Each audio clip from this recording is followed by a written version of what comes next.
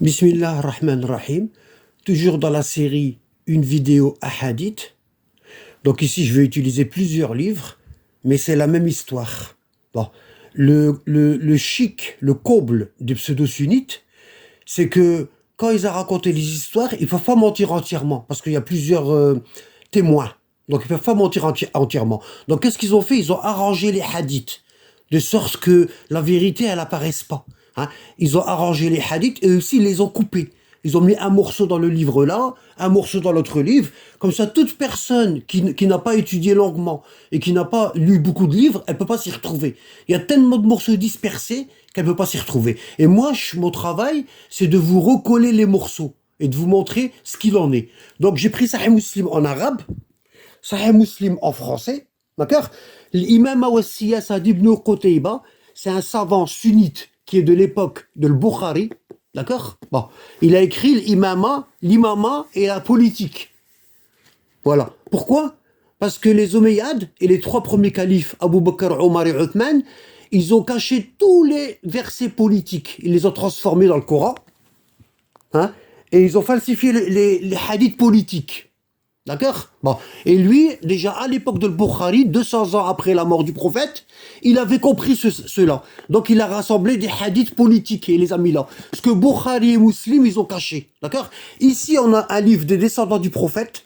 D'accord? Parce que on a deux catégories de hadiths. On a la catégorie de hadiths des descendants du prophète. Ici, c'est Man la yahdaruhu al-faqih. Man la yahdaruhu al-faqih. Et ici, c'est Muslim.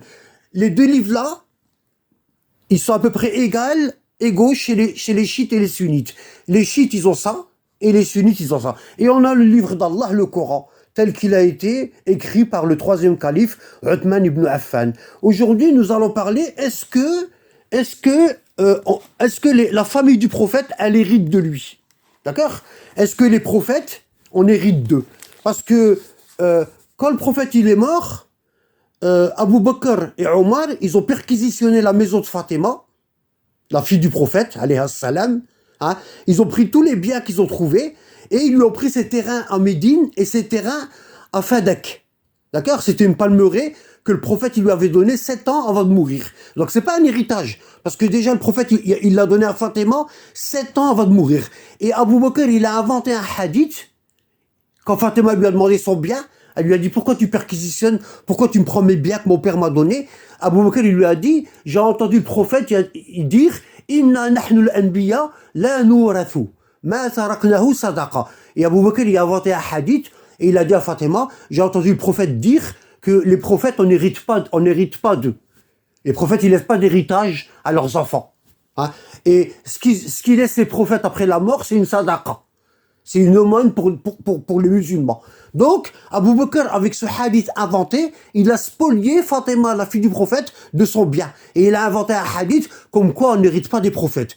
Ici, on est dans Sourate Maryam, la Sourate Marie. Qu'est-ce qu'il dit?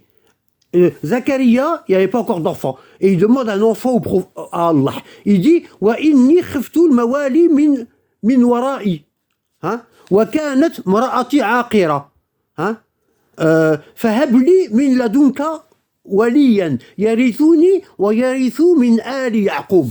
Zacharia, il fait une invocation, il dit, oh mon Seigneur, Zacharie, il fait une invocation, il dit, oh mon Seigneur, mes os sont affaiblis, ma tête s'est enflammée et mes cheveux sont blancs. Et j'ai pas encore d'héritier. Je n'ai jamais été malheureux en te priant. Je crains le comportement de mes héritiers. Je crains le comportement des enfants d'Israël après ma mort si tu me donnes pas un fils après moi. D'accord? Ils vont se disputer pour l'héritage. Et ma propre femme est stérile. Comment on va faire? Hein? Accorde-moi de ta part un descendant. D'accord? Zacharia. Qui hérite de moi et hérite de la famille de Jacob. Et fait qu'il te soit agréable. Donc, Zacharie, ici, le prophète Zacharie, il demande un héritier. Donc, on hérite des prophètes. Subhanallah. Ici, on va dans la sourate. Les fourmis. Ici, les fourmis. Hein? Qu'est-ce qu'il dit? Allah, il dit wa wuritha Sulayman Daoud, et Salomon hérita de David. David c'est un prophète, Salomon c'est un prophète, et Salomon hérita de David. Hein? Et on sait que David c'était un roi, et les rois ils laissent quoi?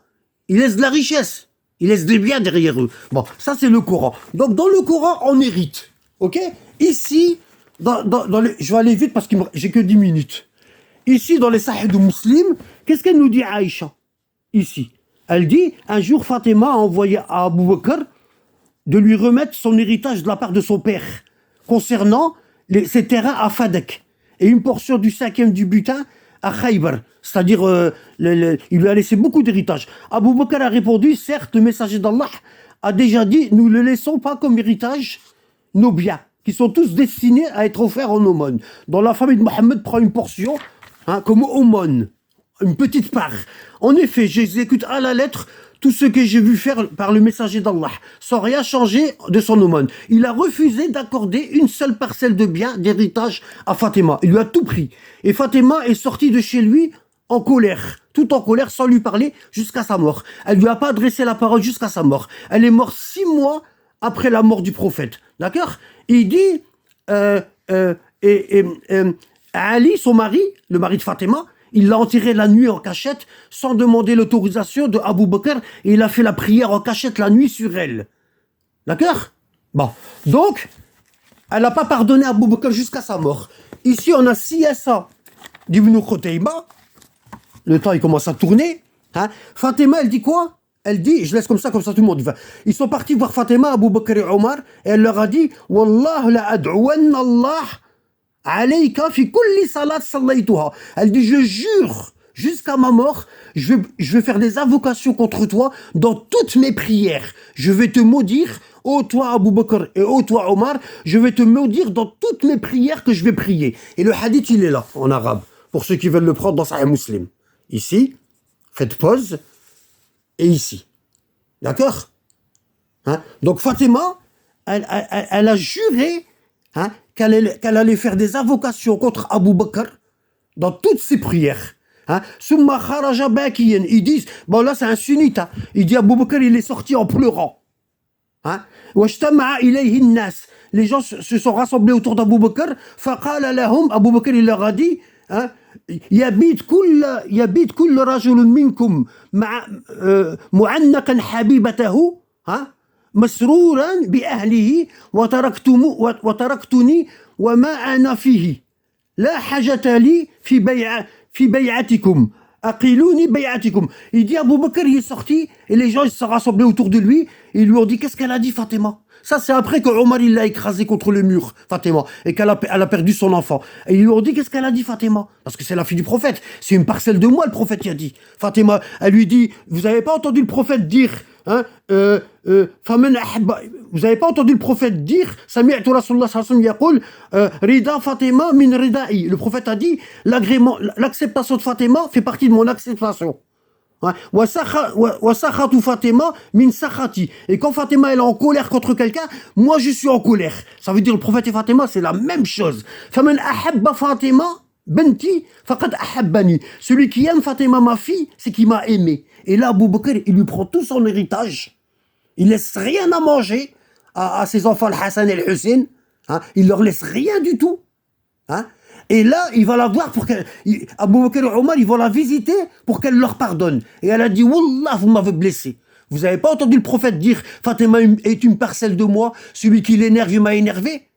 Bon. Et là, elle a dit, dans toutes les prières, je vais faire des invocations sur vous. Et Abu Bakr, il est sorti vers les gens et il leur a dit, vous, chaque soir, vous dormez avec votre femme et vos enfants, vous êtes cool, vous êtes bien, et vous m'avez laissé tout seul, avec ma misère. Reprenez votre allégeance. Vous voyez? Il voulait plus du califat. Et Omar, il l'a forcé. Et ici, on a, dans les hadiths des descendants du prophète, on a Fatima, la visite de la tombe du prophète et de Fatima. Ici, وَمِنْهُمْ مَنْ رَوَى أَنَّهَا دُفِنَتْ فِي بَيْتِهَا فلما زادت بنو أمية في المسجد صارت في المسجد. Il dit Fatima elle a été enterrée dans sa chambre. Ali l'a enterrée dans sa chambre.